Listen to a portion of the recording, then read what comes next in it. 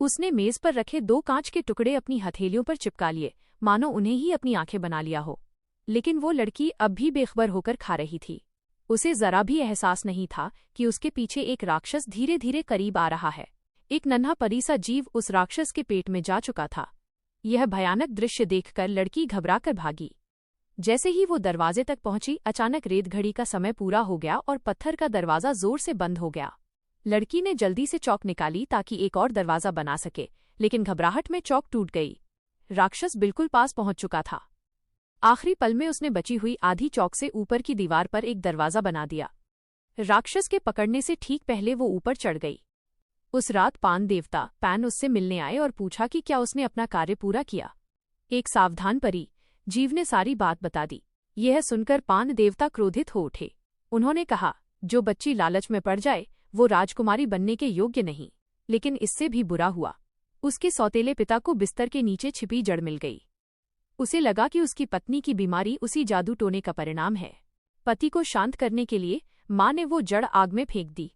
जैसे जैसे जड़ जलती गई, माँ के पेट का दर्द फिर से बढ़ने लगा। बच्चा तो बच गया, लेकिन माँ इस दुनिया से चली गई। माँ के जाने के बाद लड़की रोज सौतेले पिता के अत्याचार सहने लगी।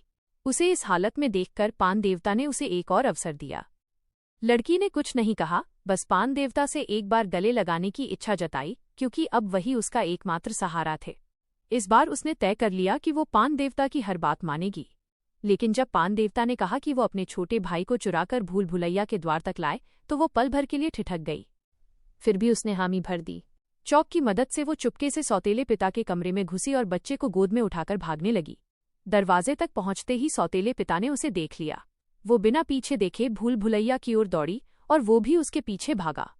गुफा के द्वार पर पान देवता पहले से इंतजार कर रहे थे। उन्होंने कहा कि द्वार खोलने के लिए बच्चे के रक्त की आवश्यकता होगी। इस बार लड़की ने मना कर दिया।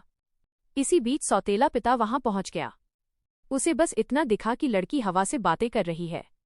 उसने बच्चे को छीन लिया और जाते जाते लड़की को गोली मार दी। लड़की गुफा के द्वार पर गिर पड़ी। कुछ ही देर बाद क्रांतिकारी सैनिकों ने आकर सौतेले पिता को मार गिराया। तभी एक चमत्कार हुआ। लड़की का रक्त गुफा में गिरा और सुनहरी रोशनी फैल गई। जब उसने फिर से आंखें खोलीं, वो एक भव्य और प्रकाशमय राजमहल में थी। सब उसकी सही पसंद की प्रशंसा कर रहे थे। चारों ओर परिजीव मंडरा रहे थे और इस तरह वो फिर से एक सम्मानित राजकुमारी बन गई।